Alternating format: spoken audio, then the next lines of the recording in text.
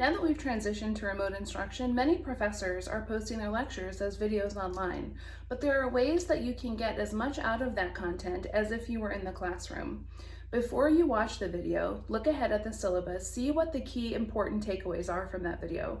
What are the learning objectives? What should you know on the other end of that video after watching it? Write those down in your notebook. Key terms, key concepts, key theories.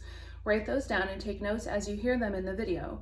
Then don't watch it from front to back all in one sitting. Instead, start with the first 10 minutes. Watch it for 10 minutes, pause the video, force yourself to remember what you just watched, remember those key takeaways, and start writing down those notes in your notebook.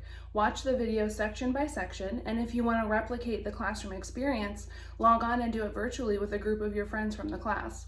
Always reach out to the Center for Student Success. We are still here to help you. We can help you remotely, via video chat, via phone, whatever you need. Good luck, you can do this.